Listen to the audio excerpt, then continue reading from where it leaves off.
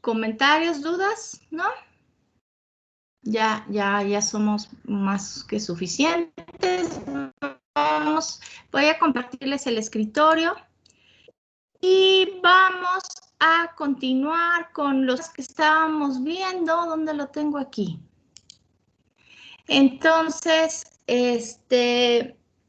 hay algunas cosas que estábamos viendo con respecto a dispositivos de flujo. Estos ya habíamos visto que hay que hacer balances de energía y de materia para poder encontrar o dimensionar condiciones en estos equipos. Voy a regresarme un poco porque ayer que estaba viendo algunos ejercicios, por ahí les puse ya una tarea para la otra semana. No es por presión, sino para que se vayan organizando. Hay unos ejercicios ahí, 5 o 6 ejercicios con respecto a estos problemas. Entonces, cuando estaba revisando para ver qué ejercicio les había puesto, me di cuenta que me faltó una aclaración que es pertinente con respecto a las bombas y a las turbinas. Entonces, les agregué aquí, ya les subí sus documentos en la sección de archivos con respecto a este tema, porque no lo había subido. Entonces, estos archivos ya están en su grupo de Teams. Y les agregué este nuevo ejercicio con respecto a las bombas. Habíamos visto ejemplos en turbinas. Cuando hacen el balance de energía en una turbina o en una bomba, generalmente se reduce a que el trabajo que le tienen que agregar a la bomba va a estar en función del delta H. Eso es de manera general y es válido.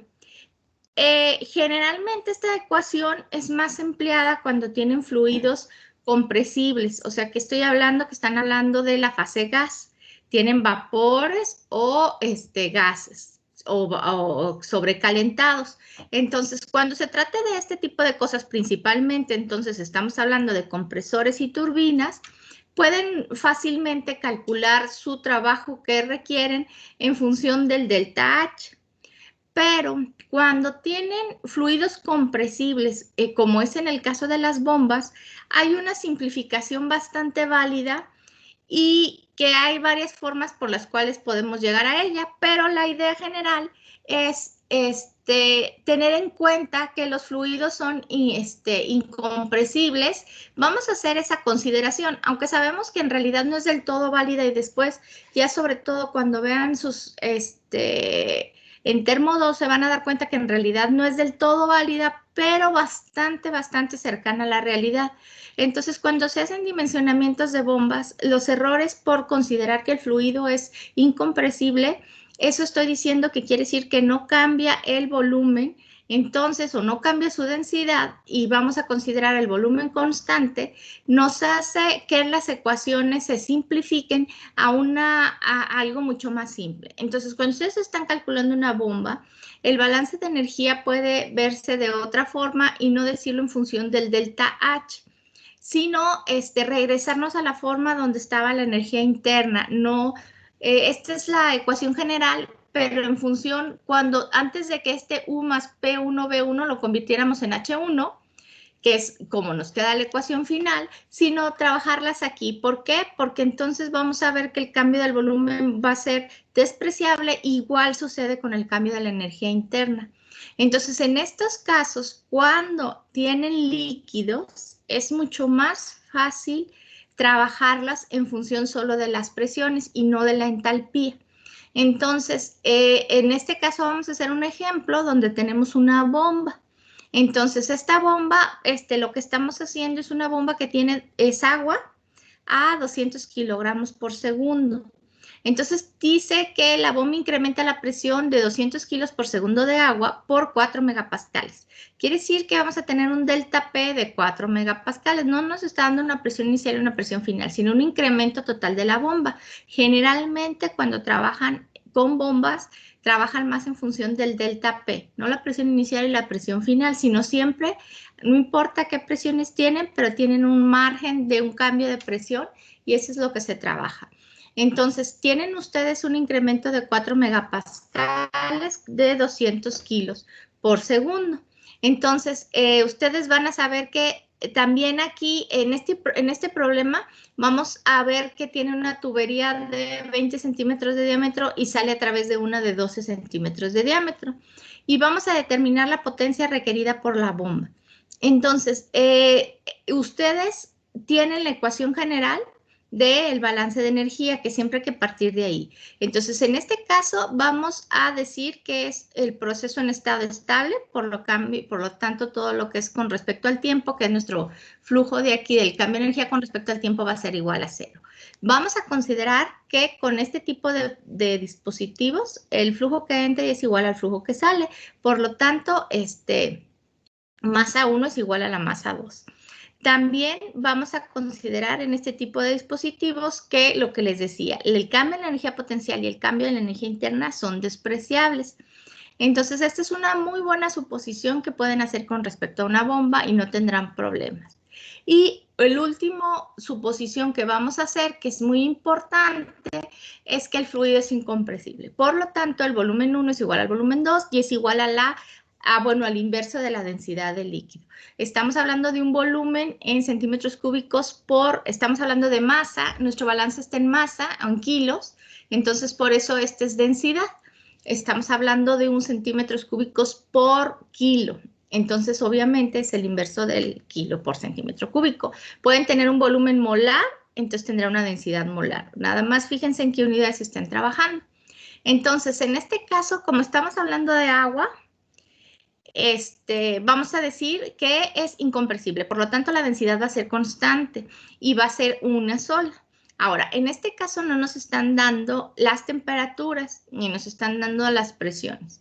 Entonces, de manera general, vamos a considerar que tiene 1000 kilogramos por metro cúbico de agua. Es bastante regular tomar esta densidad. Si ustedes quieren, tendrían que saber cuál es la temperatura a la cual están trabajando y entonces a esa temperatura buscar la densidad del agua. Ahora, ¿qué pasa con la temperatura? Pues bueno, el volumen no se ve tan afectado por la temperatura en los fluidos, en los líquidos. Ahora, si están trabajando de una bomba que está haciendo un cambio de presión en agua, generalmente las temperaturas son temperaturas ambientes. Este tipo de trabajos o este tipo de equipos manejan generalmente agua a temperatura ambiente. Por lo tanto, a 25 grados a la temperatura ambiente no van a tener una gran variación en el volumen ni en la densidad del agua. Entonces, esas son las consideraciones que podemos hacer. Entonces, como en realidad estamos calculando la potencia de una bomba, es muy normal, práctico y no tendrá ningún problema considerar la densidad del agua de 1000 kilos por metro cúbico. Fíjense que esto lo estamos haciendo porque estamos hablando en la fase líquida, ¿sí? Es fase líquida y estamos bombeando agua a temperatura ambiente en condiciones normales, entonces por eso no vamos a ver afectado el volumen.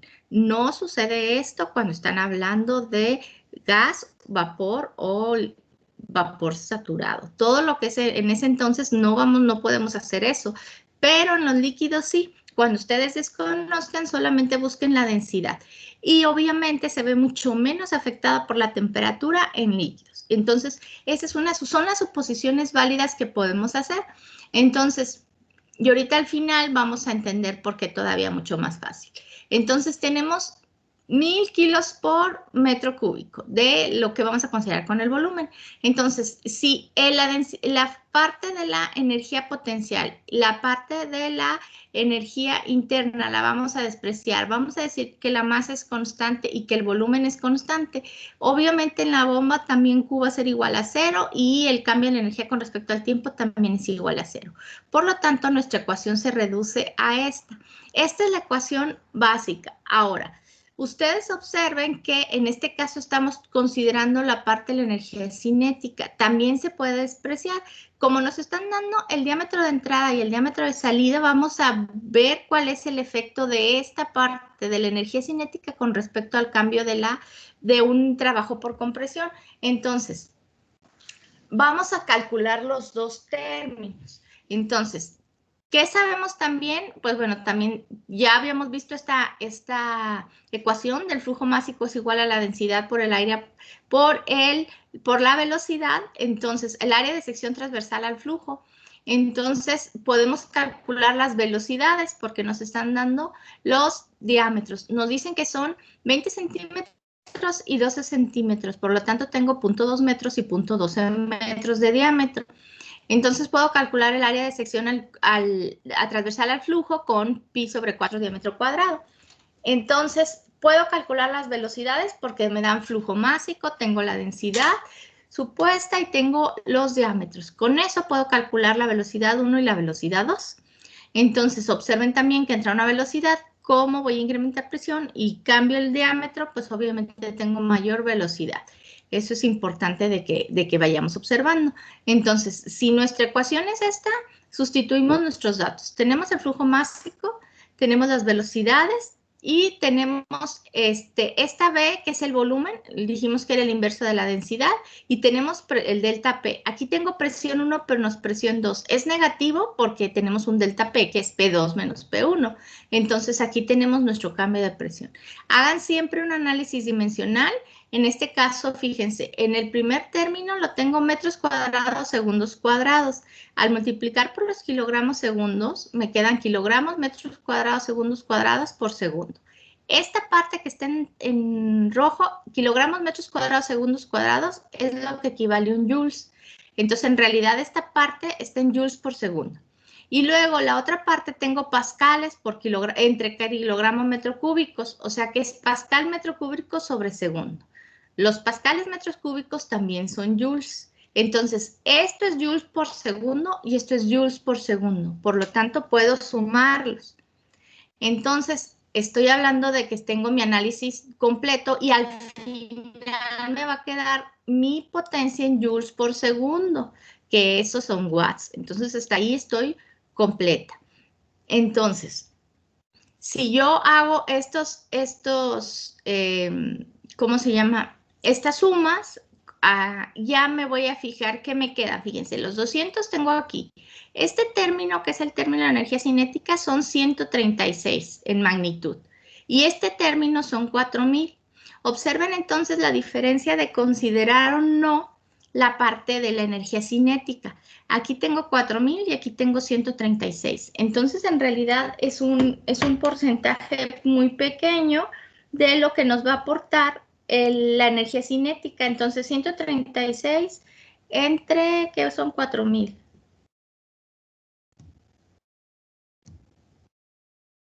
Así, ay, ¿por qué no puedo? 136 entre 4000. Me sale el 3%, entonces quiere decir que este es el 3% del otro. Ese sería su error que tienen si no consideran esta parte, ¿ok? Entonces, fíjense que la magnitud siempre será mucho más pequeña que este. Por eso muchas veces se desprecia. Se puede, si ustedes tienen los datos, pues mejor los agregamos y entonces tenemos menos error.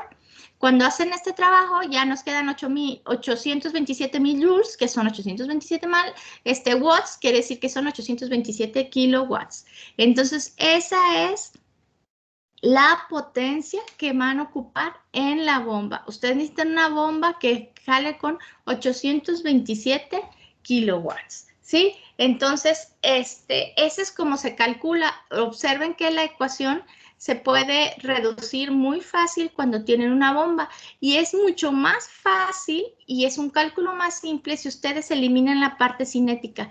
Solo les va a quedar el flujo másico por este es kilogramos por segundos y lo otro son metros cúbicos por kilogramos. Este es un flujo volumétrico, o sea, nada más es la cantidad de metros cúbicos por segundo, digamos, como ustedes lo tengan, pero necesitan saber cuánto están bombeando y el delta P que requieren. En realidad, para calcular una bomba, solo necesitan saber cuánto tienen y el delta P que requieren. Y con eso calculan la potencia de la bomba, cuántos kilowatts necesitan. A lo mejor se les hace de forma más fácil y comercial, si ustedes han visto o si alguna vez les ha tocado instalar una bomba o ver alguna bomba, generalmente dicen, ¿de cuántos caballos es? Es de medio, de 3/4. Bueno, eso es porque son caballos de potencia. Lo que tenemos que hacer es hacer la conversión de kilowatts a caballos, a HPs, y entonces a ustedes se les haría más fácil ir y entonces dicen, ya voy a a la tienda y compro una bomba de 3/4 o de 2 caballos o así, ¿sí? Y por eso también no es tan necesario porque no van a encontrar una bomba que tenga 827.2 kilowatts, sino que se van de 1000 o de 1 caballo, medio caballo, 3 caballos, o sea, de medio caballo. Entonces, por eso esta de aquí también no es tan importante. Pero, ¿qué se puede hacer? Entonces les digo, si ustedes necesitan conocer una bomba, sobre todo una bomba de un líquido, o sea, de líquido como agua, que es mucho más conocido, entonces obviamente lo único que necesitan es cuánta van a manejar en flujo volumétrico y cuánta caída de presión quieren, cuánto incremento en la presión necesitan. Entonces, ese incremento en la presión, es lo que les va a decir el tamaño de la bomba. Entonces, por eso les digo, un cambio en una bomba es mucho más simple de hacer su balance. Entonces, cuando ustedes, en resumen, cuando ustedes están hablando de un dispositivo que incrementa la presión de un fluido y en el cual ustedes tienen que agregar un trabajo para eso, o sea, estamos hablando de un compresor o estamos hablando de una bomba o en el caso de una turbina para calcular el trabajo que nos va a generar ese cambio de presión, lo único que necesitan hacer, si es un flujo de un gas, entonces el trabajo es igual al cambio de la entalpía, delta H. Y si están hablando de un líquido, el trabajo va a ser igual está en función del delta P o del cambio de presión. ¿Sí? Ese sería más o menos de manera general lo que ustedes pueden ver en cuestión de dispositivos que cambian presión y que generan o requieren trabajo, ¿ok? Entonces, ¿dudas? No. ¿No? ¿Todo bien? Bueno, entonces, eso se me había olvidado, ese detalle, esta parte del fluido compresible, no sé por qué no lo tenía en los apuntes, yo creo que di este ejemplo sin escribirlo.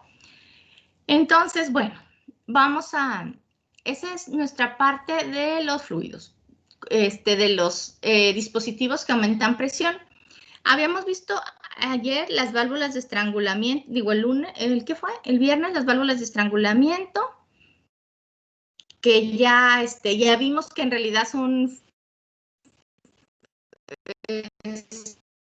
si su energía se va a reducir al delta H igual a 0 y ese sería una válvula. Y ahora vamos a hacer un mezclador, ¿sí? Ahora, vamos a hacer este tipo de dispositivos. Este dispositivo es un mezclador, aquí me falta. Entonces, ¿qué tienen esto es algo que parece ser muy simple, pero en realidad, en cuestión de cambios de energía va a ser muy importante. Entonces, ¿cuáles estamos considerando un mezclador? Les digo, lo más fácil de entender es un dispositivo en el cual tienen ustedes varias entradas y van a tener una salida. Entonces, pero no necesariamente solamente un tubo, sino puede ser también un tanque. Entonces, dependiendo de lo que ustedes tengan, un dispositivo donde tenga una cámara en el cual ustedes entren diferentes corrientes y entonces al final van a tener una mezcla de lo que tenían al principio. Aquí va a depender de qué es lo que están haciendo y del tipo de fenómeno que suceda. Entonces, nosotros vamos a hablar aquí de lo más fácil que son los mezcladores de corrientes, pero estos pueden irse complicando hasta llegar a lo que se conoce como un reactor de tanque agitado, en el cual ustedes tendrán muchas corrientes que vendrán a diferentes presiones, a diferentes temperaturas y que suceda reacción química. Entonces, eso es como lo más complicado. Entonces, nosotros vamos a hacer las cosas más simples, donde vamos a tener nada más una suma de flujos, ¿ok? Y generalmente podemos tenerlos desde de una T o una Y, dispositivos como estos, o un tanque, imagínense, es un lugar donde ustedes juntan todo, ¿sí? Entonces, el principio de conservación de masa para este sistema requiere que la suma de flujos entrantes sea igual al flujo básico de la de salida. No importa la cantidad de entradas que ustedes tengan, pero todo lo que entra tiene que ser igual a lo que sale, porque aparte recuerden que este es un sistema de flujo, o sea, entra y sale, no se está almacenando, no es un llenado de un tanque, eso lo vamos a ver después, sino es un sistema de flujo. Entonces, todo lo que entra tiene que ser igual a lo que sale, y de igual forma, lo que entra de la energía tiene que ser igual a lo que sale. ¿Qué tenemos aquí? En este caso no vamos a tener problemas con energía cinética ni vamos a tener problemas con la energía potencial. Entonces, si son sistemas que están aislados o que como pasan muy rápido no van a generar una disipación de calor tan grande, por lo tanto el calor es igual a cero y obviamente no generan trabajo, son simplemente porque no tienen un eje ni van a producir nada. Entonces no generan trabajo, están aislados, Q es igual a cero, energía cinética y energía potencial son insignificantes. Por lo tanto, los balances de masa solo me queda el que entra es igual a lo que sale y de energía solo va a estar en función de las entalpías. Igual, la entalpía que entra es igual a la entalpía que sale. Entonces, estos son importantes también. Y aquí, por ejemplo, vamos a ver, ahora, en este caso, nosotros vamos a hacer los dispositivos, ¿perdón? ¿No? Los dispositivos más simples. Pero les digo, si ustedes los van a ir complicando, en este caso yo tengo el mismo componente, porque estamos hablando de sistemas que solo tienen una sustancia, ¿sí? Entonces, nos toca en este curso solamente de hablar de sistemas con una sustancia, no con varias sustancias. Entonces, es lo mismo que entra en cada corriente, tengo la misma sustancia. Obviamente, esto se complica cuando tienen sustancias distintas y composiciones distintas, temperaturas distintas y presiones distintas y aparte hay reacción. ¿Sí? Entonces, cada una de esas cosas que le vayan sucediendo en los mezcladores nos va a llevar a balances diferentes. Solamente vamos a aplicarlos nosotros con una sola sustancia, ya es nuestro alcance de este curso. Sí, entonces en este caso tenemos agua, en un lado va a tener agua caliente a 140 y el otra corriente tiene agua fría a 50. Y se desea suministrar un flujo estacionario de agua a 110 grados. Entonces yo necesito tener a la salida 110, entonces es una simple, como dice, una regadera de su. Entonces yo quiero que salga a 110 grados, tengo 140 y 50 en otro lado. ¿Cuánto tengo que tener de cada uno? Es un simple balance de calor. Entonces es más o menos lo mismo que hacen en flujo de calor. ¿Ya llevaron transferencia de calor? ¿O todavía no llevan? Todavía no llevan, ¿verdad? No. Bueno, lo que estamos haciendo son las mismas bases, las bases simples de los balances de energía. Ustedes van a tener después, cuando lleguen flujo de fluidos, van a tener este mismo balance, pero van a explicar todo lo que requieren para calcular las bombas y las turbinas y los flujos y el tipo de flujo que llevan. Cuando ustedes vean calor, transferencia, condiciones de transferencia de calor. De igual forma, cuando ven masa, cuando ven reactores, ¿sí? Entonces, esta es una materia que apenas les está enseñando los principios básicos. Después irán viendo estos problemas cada vez más rigurosos. Entonces, vamos a ver el simple, ¿sí? Entonces, yo tengo agua caliente a 140 Fahrenheit, agua fría, y yo quiero a la salida de 110. Todo está a 20 libras. Cuando ustedes hacen una mezcla de corrientes, todas deben de estar a la misma presión.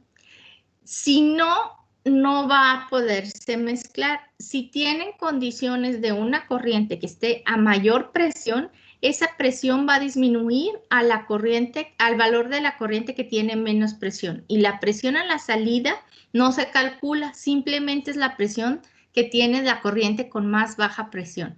Si tienen una corriente que tiene presión baja, no la pueden digamos, físicamente no va a entrar a una corriente que tiene. Imagínense, esta línea viene a una presión de 20 y luego tienen una que viene a 10. Obviamente esta que viene a 10 no va a entrar a la de 20, sino al contrario, el flujo se hace al revés, sino que esta de 20 se va a ir por la de 10, ¿sí?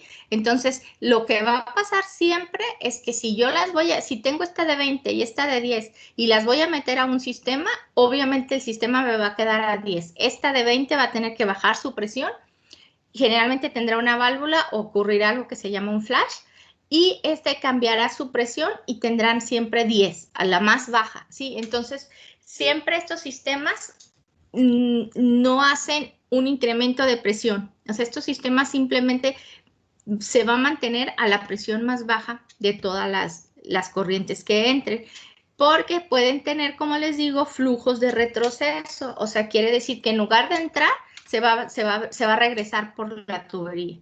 Entonces, eso es lo que no queremos. Por eso, generalmente, se igualan presiones siempre antes de llegar al sitio de mezclado, para que todas lleguen a la misma presión. En este caso, el flujo o el mezclado ocurre a 20 libras. Entonces, lo que necesitamos calcular son los flujos de las corrientes. Entonces, ¿qué tenemos? Masa 1, masa 2, que son los que entran, menos los que salen, eso es igual a 0. Y la energía que entra menos la energía que sale es igual a 0.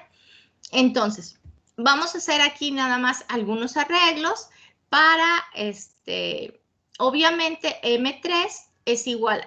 Aquí despejamos M3 y sustituimos aquí para que tengamos nada más dos incógnitas, M1 y M2. Entonces, la sustituimos aquí y reacomodamos. Y entonces ya sabemos, H1 menos H3 es igual el cambio de la entalpía es igual a Cp delta T. Y el cambio, estos deltas H, y el cambio de la entalpía es igual a Cp delta T. Y entonces, si ya tenemos esta misma ecuación, pero en lugar de la entalpía ponemos Cp delta T, siempre vamos a calcular en función de las temperaturas, y por eso lo ponemos en función de la entalpía, porque la entalpía es Cp delta T, como ya habíamos visto. Entonces, Cp delta T más Cp delta T es igual a 0, y entonces el Cp, como es la misma sustancia, la vamos a mantener constante, y no nos dicen otra cosa, y la podemos eliminar. ¿Qué podemos hacer diferente en este problema? Que el Cp no sea constante. Este es un integral. El delta H es un integral desde el punto 1 al 3. Entonces, y Cp delta T, tendríamos que integrar el Cp si no fuera constante. Si es constante, lo sacamos de la integral, y en este caso es la misma sustancia y lo podemos eliminar. Puede que no se elimine, y entonces esto me queda una integral. Me queda delta H es igual a la integral del Cp por delta T, integrando del punto 1 al 3, ¿sí? Igual. Entonces, nada más sería un poco más complicado la resolución, pero en realidad es la misma. Entonces, si yo tengo me va a quedar esta ecuación. Si sustituyo aquí los valores, ya tengo fíjese que el flujo másico, la relación entre el flujo másico solo depende de las temperaturas. Entonces, si yo sustituyo aquí las temperaturas, la relación en flujo másico me da 2. Eso quiere decir que el flujo de la entrada M1 es igual, de la corriente M1 es igual a 2 veces de la corriente M2, ¿sí? Entonces, siempre que yo tenga esa relación, no importa el flujo que yo tenga, pero que la M1 sea igual a 2 veces M2, ¿sí? Entonces, M1 para mí era la corriente caliente y M2 era la corriente fría.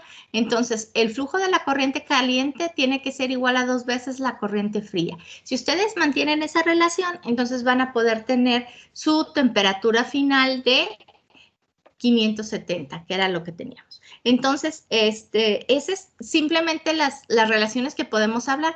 Siempre van a tener dos balances, el de materia y el de energía, y de ahí despejar la ecuación o despejar lo que les estén pidiendo. Observen que no les pueden, en este caso de flujos y de mezcladores, lo único que van a necesitar calcular son las masas o sea, los flujos másicos y la temperatura en cada una de las corrientes. Dependiendo de lo que tengan, tendrán que despejar. Son problemas más simples, pero se van a ir complicando un poco cuando tengamos aquí el Cp, que no sea constante, que tengamos que integrarlo, y se les complicarán después estas ecuaciones cuando los flujos másicos no sean una sola sustancia y cosas por el estilo, o que esto se vaya acumulando. Pero bueno, ese sería para el caso de las mezcladores.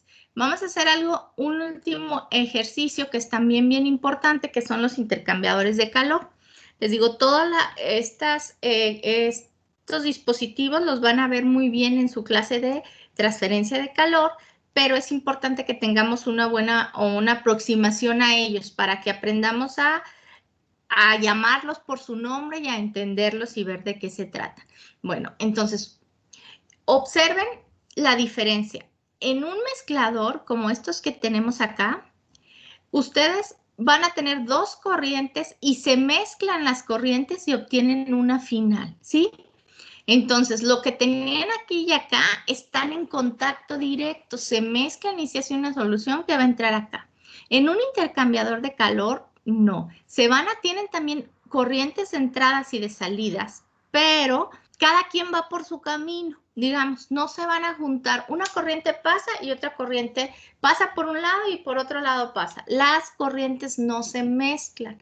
Entonces, aquí no van a llegar al punto de tener una reacción o de cambiar de composición en los cambiadores de calor porque las corrientes van en lados contrarios o en otro sistema, no van a estar en contacto directo las fluidos. Entonces, la transferencia de calor se va a hacer alrededor de la barrera que separa las dos corrientes. Entonces, depende de cómo hagan ese contacto entre cada uno de los fluidos. Esa barrera es la que me va a decir cuánto va a haber la transferencia de calor.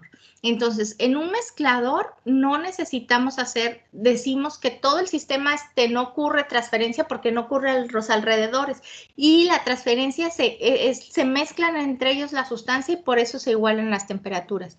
En este caso no, la temperatura de los fluidos va a cambiar porque hay una barrera que los separa y hay un flujo de calor entre ellos. Esa es la diferencia.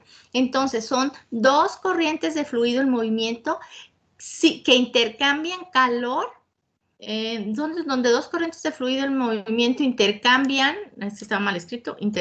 calor sin mezclarlos. Entonces, la forma más simple va a ser esta, donde imagínense ustedes que tienen un tubo, que es este azul. En este azul ustedes van a tener un flujo de una cantidad de lo que ustedes quieran a una temperatura. Va a entrar y va a recorrer la distancia de lo que mide el tubo y va a salir a otra temperatura. Va a hacer un cambio de temperatura. ¿Qué provoca ese cambio de temperatura en el fluido? El contacto con otro. Ahora, imagínense que este tubo está dentro de otro tubo y por afuera, por el otro tubo por afuera, van a meter otro fluido a otra temperatura. Este fluido viene y pasa por el otro tubo, que es el área que está entre los dos tubos y sale por acá. Este contacto que va a pasar que toda la pared del tubo interior va a provocar que haya un intercambio de calor. Obviamente tienen que tener una corriente caliente y una corriente fría. Entonces ustedes tienen que meter un fluido que esté caliente y un fluido que esté frío. Y obviamente la transferencia de calor va a ser del fluido caliente al fluido frío. Y entonces al final ustedes, si este es el caliente, tendrán una más fría y si esta es la fría, tendrán una más caliente. Y lo que ustedes tienen que calcular es cuánto es el calor que se transmite. Entonces, este es el intercambiador de calor más simple. Se llama un intercambiador de tubo, ¿sí? Ese tubo. Entonces, porque pues obviamente nada más tenemos un tubo, así se llama. Es muy simple. ¿Qué son las condiciones en las cuales vamos a trabajar con estos? El principio de conservación de intercambiador en forma estacionaria. Esto siempre no hay cambio con respecto al tiempo en este caso de intercambiadores. Quiere decir que si ustedes lo ven ahorita y lo ven mañana, están iguales. Las temperaturas de entrada y salida son las mismas. Entonces, el cambio de energía con respecto al tiempo va a ser despreciable. Obviamente, se requiere que el flujo de masa que entra sea igual al que sale en cada uno de los ahora tenemos dos corrientes, entonces la corriente que entra aquí es igual a la corriente que sale de aquí y la corriente que entra aquí es igual a la que sale de acá. Entonces, flujo mágico permanece constante. La energía cinética y la energía potencial en este caso también son despreciables, no tienen cambio, generalmente no tienen cambio en áreas de sección transversal al flujo. Quiere decir, este tubo es del mismo ancho de aquí que de acá. Y entonces la energía cinética y la energía potencial son despreciables. Ahora, fíjense el flujo de calor. Si este es mi sistema y yo declaro que esto es mi sistema, todo este es mi sistema y yo, por lo tanto, mis alrededores son afuera de mi tubo o de mi intercambiador. Bueno, este sistema está aislado, no tiene intercambio con los alrededores. El intercambio ocurre adentro del sistema, entre la pared de aquí, pero de aquí para afuera, no, del tubo que es el mayor para afuera no hay intercambio, generalmente son aislados, entonces el calor es cero, ¿sí? Entonces, y solo hay transferencia entre los dos, entre la pared de los dos fluidos. Aquí vamos a ver, les voy a mostrar algunas imágenes de lo que en realidad puede llegar a ser un intercambiador de calor. Los intercambiadores son dispositivos bien grandes y pueden usarse de todos los tipos y que se imaginen. Este es el de los industriales más conocido, que este es un intercambiador de coraza y tubos, se llama, o de concha y tubos. ¿Cómo está? Bueno, físicamente pueden ser enormes, les digo, bien, bien grandes. Se van aquí, pero no sé, imagínense lo súper más grande. Pueden ser enormes estos. ¿De qué se trata se llama de concha y tubo o de coraza y tubo porque tienen un tubo enorme o un tanque, imagínense que tienen este tanquesote y adentro le van a poner lo que se conoce como un haz de tubos. ¿Ven este? Este dispositivo es como si lo metieran todo dentro de un tanque. ¿Qué quiere decir? Son muchos tubitos. Es un intercambiador de tubo, pero corregido y aumentado con muchos tubitos. Entonces lo que hacen es que ponen muchos tubos juntos y le ponen una placa aquí. Esta es la entrada a cada uno de los tubitos. Y esta placa, la meten dentro de un tanque. Por eso se llama de concha y tubos. Entonces, todos estos tubitos están aquí. Son cada uno de estos. Entonces, el flujo va a entrar por aquí, por donde está la entrada de cada tubito. Entonces, cada tubito lo van a, imagínense aquí tienen uno grande y va a pasar por aquí el flujo y va a entrar por cada uno de los tubitos y va a pasar a todo lo largo de aquí y va a salir por acá. ¿Qué es lo que pasa?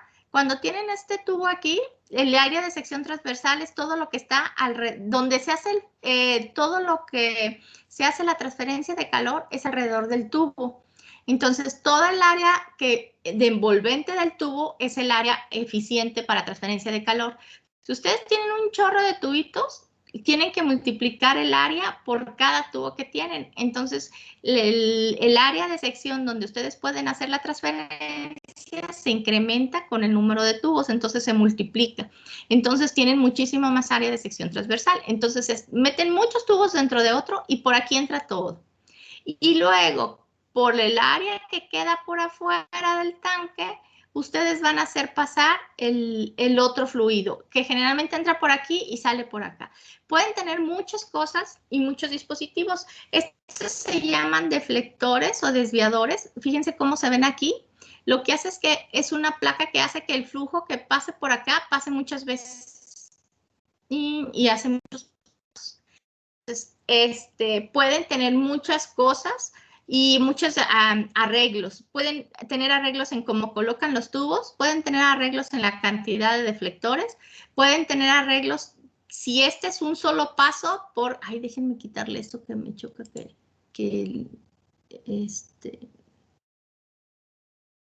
no sé por qué no me parece quitar el hipervínculo, pero bueno. Entonces, esta imagen, pueden tener un solo paso porque entró por aquí y salió por acá. pero este también puede tener varios pasos porque pueden hacer que se regrese otra vez y que en lugar de la salida de los tubos esté acá, de este lado, en la misma lado de la entrada. Entonces entran y se regresan. Entonces ya tuvieron 2 pasos. Entonces hay un mundo de cosas que pueden hacer en un intercambiador de calor. Este es muy típico y se llama un intercambiador de coraza y tubos. Los van a ver siempre, siempre en cualquier planta de proceso, en cualquier, casi en cualquier tipo de los procesos que ustedes tengan. Desde los más simples, ustedes van a tener un intercambiador de coraza y tubos. Y este, por ejemplo, es un intercambiador de otro tipo que se llama un intercambiador de placas. En lo que ustedes tienen es una placa que tiene algunas como ranuritas, que está así como así, medio ranurado. Corrugado es la palabra correcta. Placas metálicas corrugadas. En ellas, lo que vamos a hacer es que vamos a hacer pasar, fíjense aquí cómo tienen unos orificios. Estas placas lo que hacen es que en estos orificios es por donde pasa el fluido.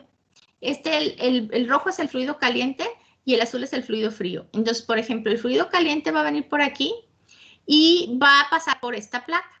Y luego pasa por una y por otra no. Pasa por esta y luego una no pasa y luego pasa por la otra. El fluido frío va a circular en el otro sentido y obviamente si aquí pasó en este lado pasa el fluido caliente, en el otro que dejamos pasa el fluido frío y entonces una sí y una no.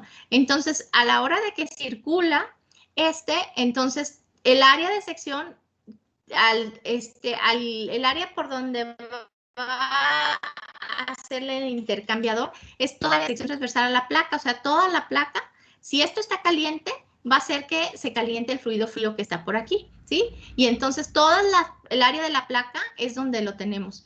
Ahora, si ustedes, está separado, pero en realidad estas placas están súper juntitas y entonces lo que tienen es un super área de sección transversal y es un y luego entonces lo juntan todo, lo apachurran así lo más que puedan y solamente dejan un espacio de flujo bien chiquito y les queda un intercambiador así, compacto. Y este es un intercambiador de placas. Observen cómo tienen las dos secciones. Por aquí, por esta va a entrar el fluido caliente y por aquí entra el fluido frío. Uno va a entrar por aquí, sale por acá y el otro entra por aquí y sale por allá. Y entonces, por cada una de las secciones, por ejemplo, es uno de los intercambiadores. Si han visto, por ejemplo, en su casa que tienen un intercambiador de los que se llaman de paso, un intercambiador de paso que es como un calentador de su casa. Normalmente tenemos uno que conocemos burdamente como un boiler o un calentador. Ese es un calentador de fuego directo porque tiene la llama abajo. Si les ha tocado prender el calentador, que es lo que vienen, van, le prenden el piloto y tiene una perilla o una llama, un quemador donde sale toda la llama y lo único que hace es que calienta un recipiente donde tienen el agua. Entonces es como si lo pusieran sobre la estufa. Ese es un calentador de fuego directo. Pero si ustedes tienen un calentador de paso, tienen algo como esto, un intercambiador como esto, que son mucho más eficientes y obviamente ocupan mucho menos espacio. Pueden hacer un incremento de temperatura con mucho menos espacio. Entonces son muy eficientes. Esto se llama un intercambiador de placas. Entonces, así como les digo, puede haber muchos tipos de intercambiadores y ustedes van a ver todos los tipos de intercambiadores que hay de transferencias de calor cuando ya lleven toda su clase pero ahorita es más o menos una aproximación para que ya los vayan a ir viendo. ¿Cuáles son los balances generales en un intercambiador? Dependiendo de físicamente cómo estén establecidos, tendrán diferentes balances. Entonces, y se irán haciendo diferentes ecuaciones, pero todas parten de la misma ecuación de energía. Entonces, cuando ustedes la vean y lleguen a calor, ustedes van a ver la misma ecuación de energía y según cómo físicamente esté constituido el intercambiador, van a ir haciendo balances. Nosotros ahorita vamos a hacer el balance más simple, que es el balance con respecto a un intercambiador de doble tubo o de tubo, como es el primero que vimos, el más fácil. Entonces, en este intercambiador de